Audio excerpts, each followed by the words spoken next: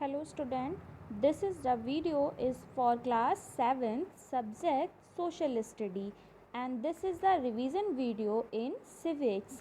In this video we will revise chapter 1st part 2 democracy. We are not going to read this chapter in detail. We will just have a review of this chapter. So this chapter we will discuss about the history of democracy. कल हमने बात की थी what is democracy और आज हम बात करेंगे हिस्ट्री ऑफ डेमोक्रेसी. डेमोक्रेसी की हिस्ट्री जो है वो सबसे पहले स्टार्ट हुई थी कौन से बेबीलोन सिविलाइजेशन से. ठीक है, उन्होंने क्या किया था, उन्होंने 282 लॉज सब्सक्राइब किए थे जो कि उस टाइम की जो जनरेशन थी, सिविलाइजेशन था, वो उसको फॉलो करता था.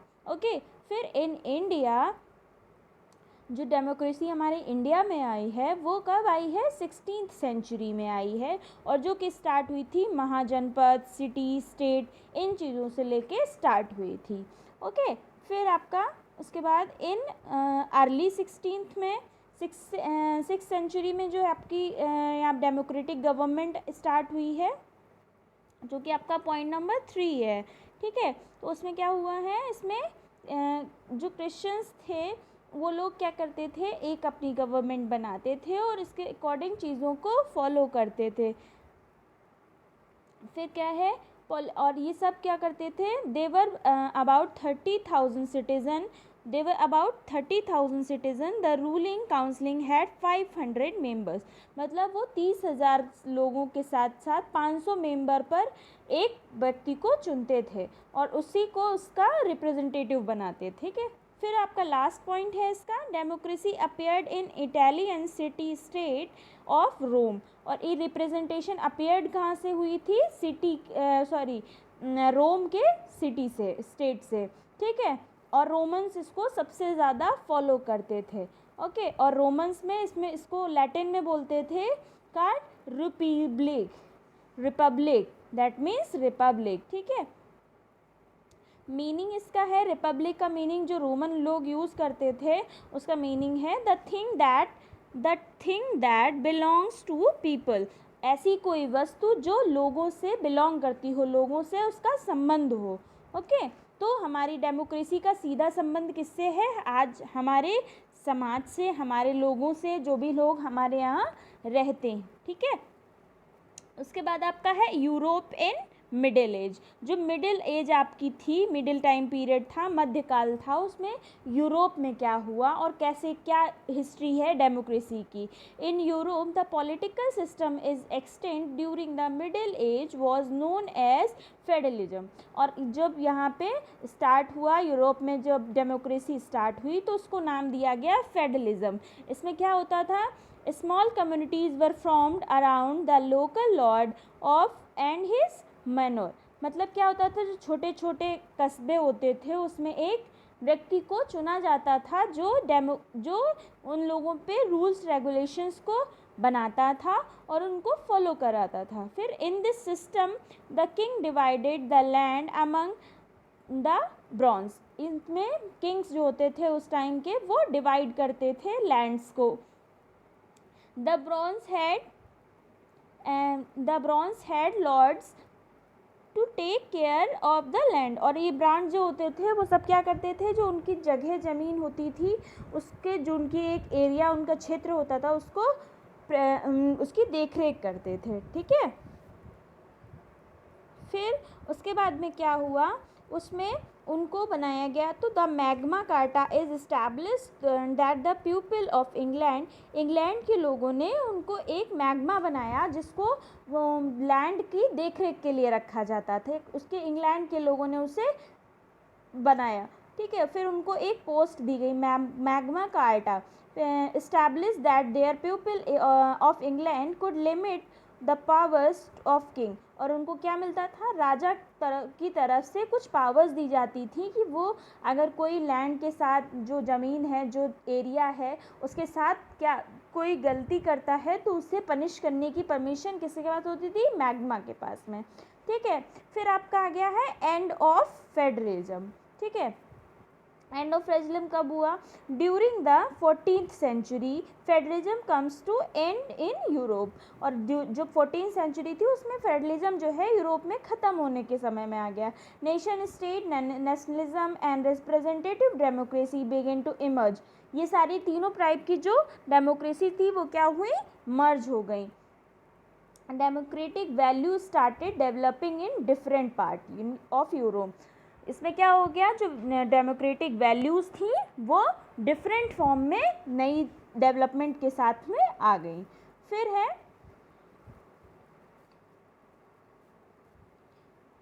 फिर ऐसे छोटे छोटे चीज़ों में, जैसे रेनाइसेंस में वॉर हुए चीज़ों को लेके, क्योंकि वहाँ पे लोगों को क्या मिल रहा था?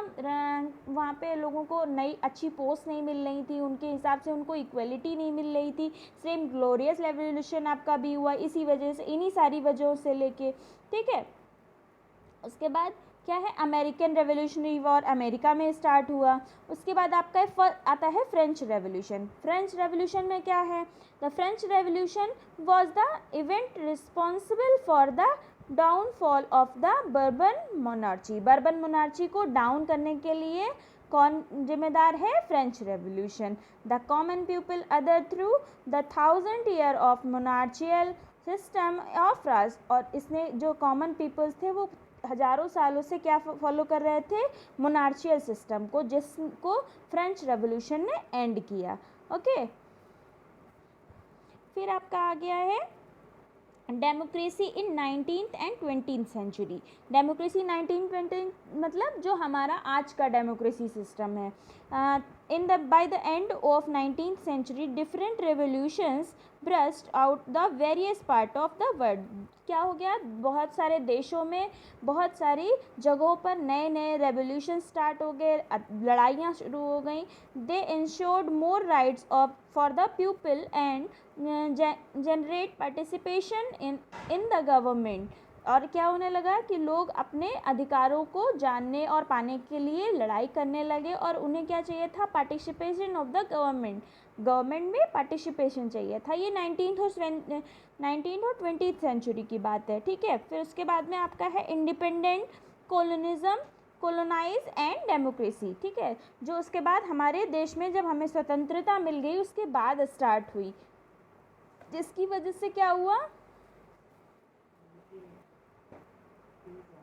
During the second half of 20th century, most colonies in South America, Asia and Africa gained independence from their European colonialism. Start हो गया जब हमारा 20th सेंचुरी का हाफ पीरियड निकल चुका था, उसके बाद में कुछ देशों ने क्या किया?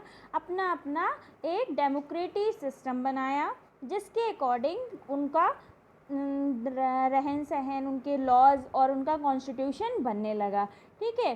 फिर है आपका इंडिया एंड डेमोक्रेसी। इंडिया और डेमोक्रेसी क्या है, ठीक है। इंडिया में क्या है democracy? In 1947 India become independent from British rule. 1947 में हमारा देश आज़ाद हो गया था ब्रिटिश रूल से। In India adopt representative democracy and constitution. India ने क्या किया? रिप्रेजेंटेटिव डेमोक्रेसी को फॉलो करना शुरू किया, ठीक है। It comes into effect on 26th century 1950 and India become a democratic republic. और इसके बाद में 1950 में क्या हुआ? 1950 में हमारी इंडिया एक डेमोक्रेटिक रिपब्लिक कंट्री बन गई, ठीक है। उसके बाद क्या आता है हमारा? Universal declaration of human right, मतलब यूनिवर्सल, सबके लिए एक जैसे अधिकारों के लिए ह्यूमन राइट्स आ गए, ठीक है। ये जो कि हमारे कॉन्स्टिट्यूशन के थ्रू हमें दिए गए, और वो कब आए हैं?